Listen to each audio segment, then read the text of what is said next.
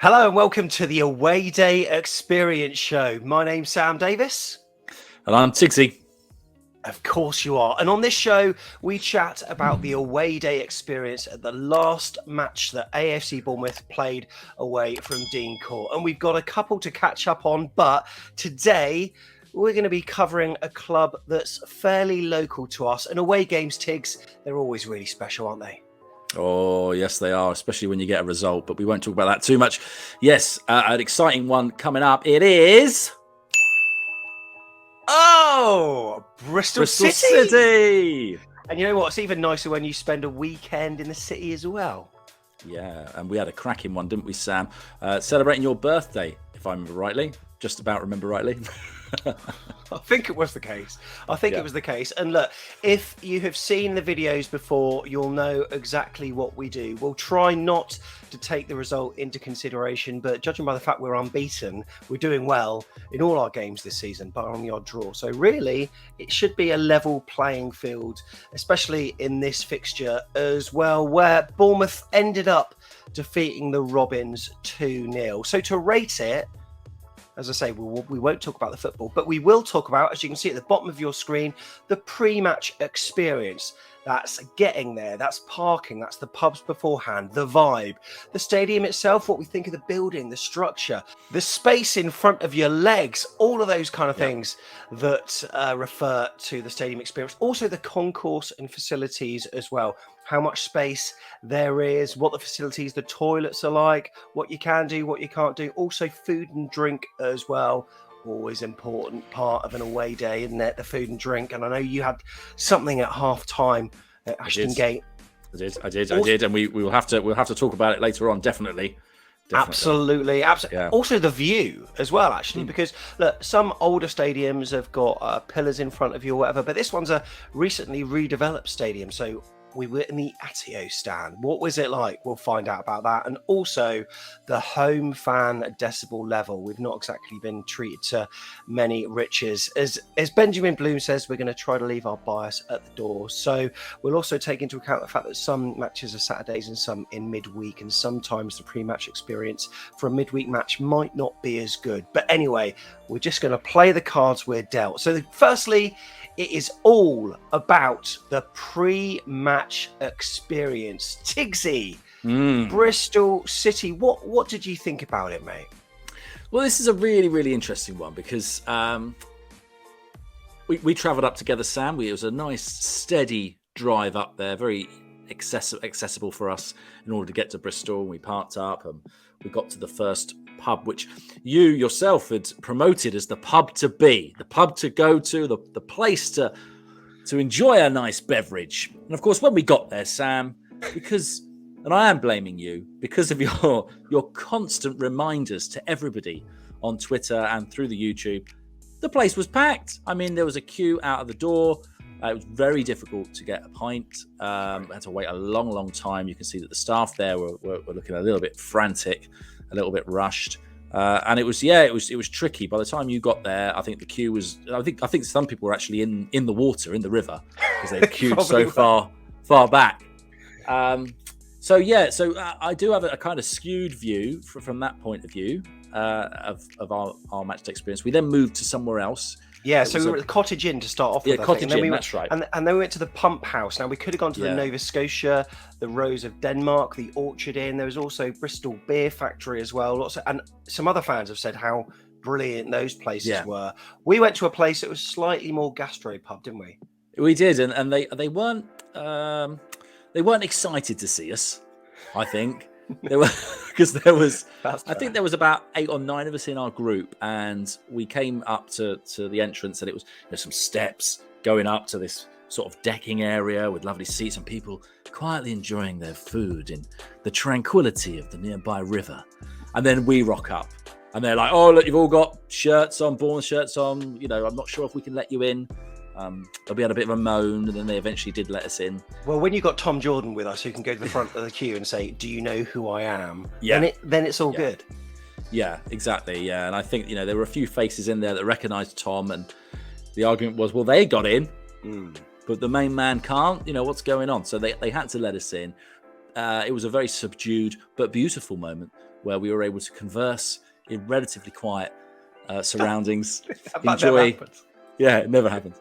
Enjoy a few drinks and some chips and things like that. Steve had a wonderful supper, fish and chip supper that was huge. It was massive. It was absolutely massive. So it was not quite our usual pre-match experience, I would say. And it was interesting what you said earlier about what other people experienced. And I think we picked the short straw in actual fact. So I'm very aware that other people who went to other pubs and other places had a what should we say, a freer experience and didn't have the problems that we had to contend with. That said, it was lovely once we were all together, wasn't it? Yeah, so we had some feedback on Twitter with regards to Bristol City, including Gary Chapman, who said, it's a yes, lads, for me. We'll come to the overall rating ASAP. But he said, great day all round. But he said it was easy to get to some glorious craft IPA pubs about 5 minutes from the ground, if you know where to go. Yeah. Layla saying that Bristol was an ace away day. Pre-match was a decent KFC and some pre-match entertainment provided by her son Logan. Absolutely superb. Ellen was saying 10 out of 10 for Bristol. Incredible away day, best in a long time. And a lot of people did refer to that wait for beer, including Paul Denty as well. And Adam saying that Bristol would have been a yes, lads, had it not been for the away pubs that he said were pretty poor. But, you know, it was a relatively short walk to the stadium, wasn't it? It was a nice walk across the park and the sun was shining. And what would be your mark out of 10? Out of 10? Oh, crumbs. I would give it, based on my experience, I would give it probably a 7. But when I take into account of other people's experiences, which would probably give it around about a 9 or a 10, I'm gonna give it a solid 8. I think, yeah. And actually, I was speaking to a friend of mine the other day, PK. If you're watching, PK, and he said to me, "Oh, did you go to all the microbreweries?" And I said, "No, we didn't." And he said, "Oh, you missed out." So there were other things to experience there that we didn't get to see. So it's only fair, I think, that I don't take my sole rating as the one thing. And you know what? I think I've counted 8 barks there, so it sounds like your dog agrees. Yeah, that's right. So yeah, absolutely, 8 out of 10. I'm happy with that. Right, from the pre-match experience, we'll go to the stadium, and it's been redeveloped. And to be fair, they've done a good job. At Bournemouth, were in the Atio stand, which is part of the old ground that hadn't changed. The diehards used to be in there for Bristol City, but then they've now moved on. It's a relatively cramped kind of stand, but as a stadium as a whole, though, it's actually quite a nice redevelopment, isn't it? Yeah, I thought it was lovely. I kind of liked the little entrance in as well, and yeah, I thought it was a really nice stadium. Looks fresh, doesn't it? They've made it look really nice in the redevelopment that they've done. The concourse, which we'll talk about a little bit, you know, it's quite a tight space underneath, but a good view from the seats. Definitely, I thought I could see every part of the game. Don't know about you, Sam?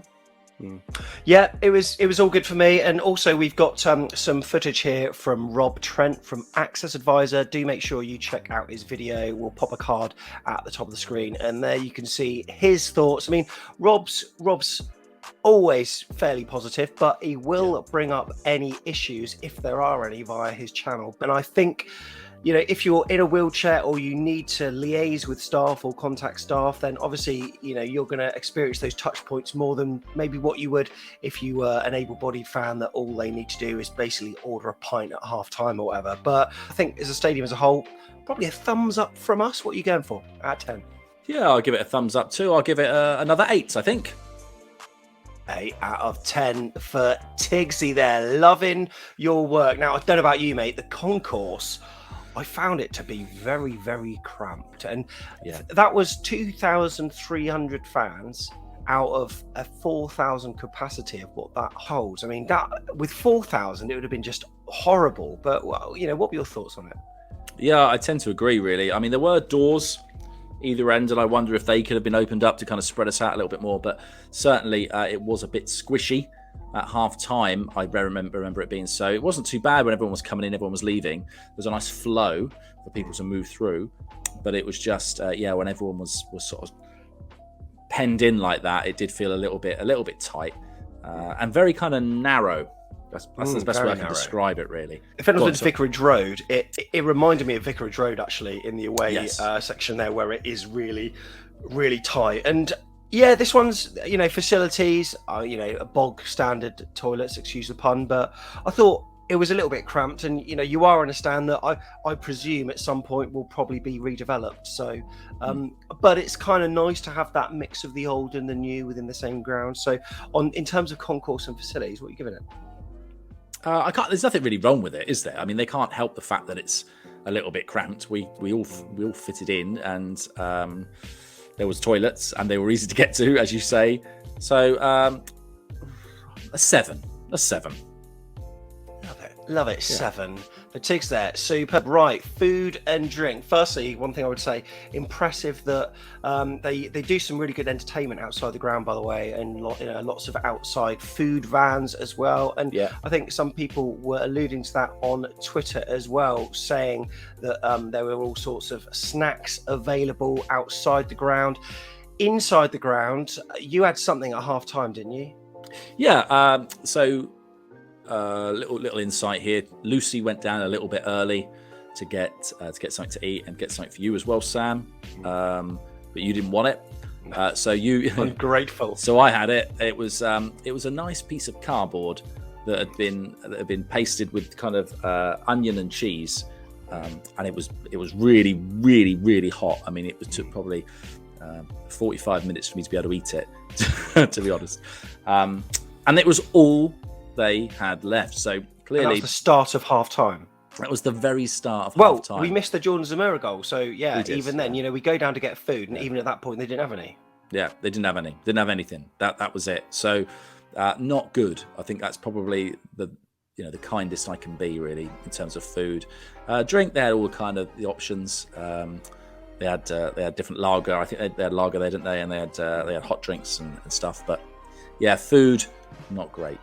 No, service was a little bit slow, I've got to say. But, then conversely, outside the ground afterwards, you could have a beer and you could hang around. That was quite nice. I was doing the free-for-alls. You bought me over a lager, mate, whilst I was on camera. It was a lovely knife. Yeah, afterwards, it was brilliant. You had this extra kind of bit that you could go to, rather than just being shooed off, off you go, everyone. Fans were able to have a drink and enjoy it and have lots of space. And there was loads of us, actually, that kind of stayed behind to do that. And I spoke to Tom Jordan after this, and he just said to me, that has saved Bristol. That was absolutely brilliant. And I tend to agree with him. So I think if I hadn't had that experience, I'd probably be giving it a 6.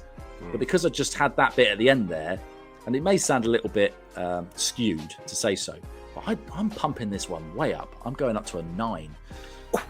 9. So maybe not inside the concourse, not too great, but outside, absolutely fine. I think 9 is pretty good with that, Tigz. I'm on board with that. And look, next we're going to go on to the view. And one thing I've got to say, actually, is when me and Steve, because I went in with Steve, and we couldn't find our seat for ages, because I don't know if this is the case, but it seemed like it in a partially drunken haze. They had different blocks, but they numbered their blocks from like 1 to 25 or however many seats there are across the width of it. And then in the next block, they started again with 1 to 25, rather than go 1, 2, 25, 26 to 50, 51. So we were thinking, okay, what block are we in? And the stewards didn't really seem to know where we are. But when we got into our seat, good height, and I was quite pleased with the view. Yeah, the view was absolutely fine. I mean, there were a lot of people in the wrong. I mean, it doesn't really bother me anyway. But there were lots of people in the wrong seats, just confused as to where they should be. And we arrived pretty much as we were kicking off, didn't we? So that's why we were getting lots of odd looks. But I think actually what they did, I might be wrong here, but I think they kind of went 1 to 25, and then the next block there would be the stairs, and then the next block would go 25 down to 1. It was the other way. Oh my god, even worse. Yeah, it was really bizarre, and there was no way of seeing the block numbers. You just had to kind of look within the concourse and go, okay, that way's 28 and that way's 23 or whatever. So yeah, it was a little bit confusing, but the view, absolutely fine. We were, we had a very good view from behind the goal. Can't complain at all about that. Right, marks out of 10. 8. That's all good. Tigz has gone for an 8 for that. And finally, we've got the home fan loudness. And this has been a problem for many of the sides that we've played this season, quite possibly down to the calibre of the opposition. However, I mean, I heard a bit of noise at some point, I think.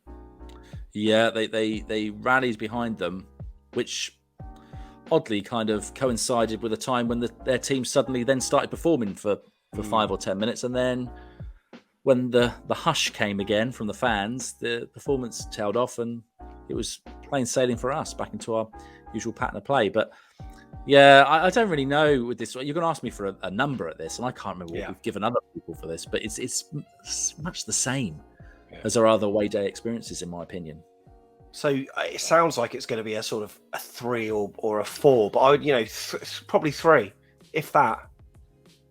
Yeah. I think so, probably. Yeah, 3 is what we got. Right, of course, the whole point of this is we're doing a tier list, so we've got to go to the overall rating. And look, we've got a number of categories. You can see the tier list on screen now. We've got yes lads, we've got decent, we've got so-so, we got nah mate, we got absolute dog. So Hull City were in there in the decent category.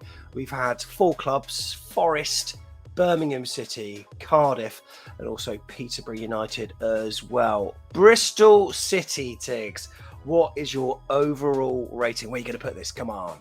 Well, do you know what? I've consulted with the stars and our friends and people on Twitter and all kinds of things, and I've tried to sort of because I said to you earlier on, I think our view was a little bit skewed. Yeah. Pre-match, so I've tried to put it all together, and the distance from home as well. Oh yeah. Yeah, that shouldn't be forgotten.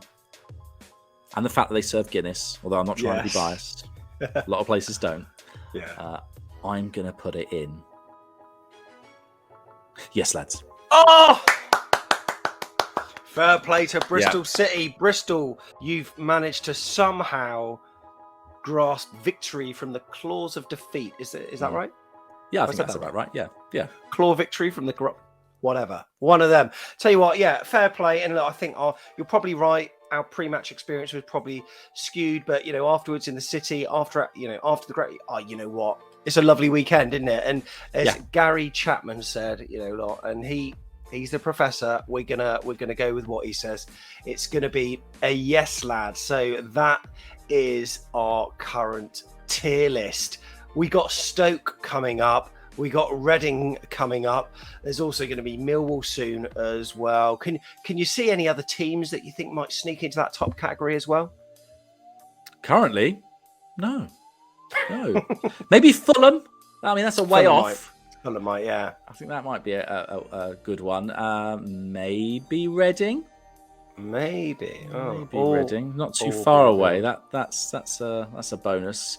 And maybe even, because I've been there before, Derby, if anyone's going to that one. Yeah, that's been moved to a Sunday lunchtime, so I'm going up the night before.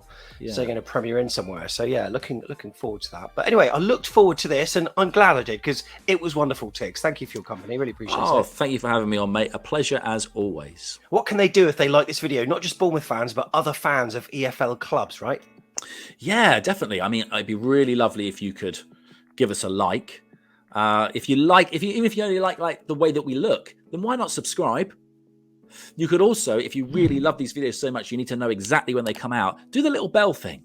Because that's what that's for. We're pretty sure. And also, if you could tweet this or share it via social media and let your friends know. And I know there will be some contention over the home fan noise decibels. But please, if you do feel a little bit hard done by that, look through the other videos that we've done. Have a little look through our back catalogue, and you'll see that we've been the same for everyone. And I'm sure we'd love to hear what you think when you come to Dean Court about our fan loudness as well. Love it. Thank you very much for watching, everyone. Until the next video, Tigz, what should we say? Up the cherries. Up the cherries.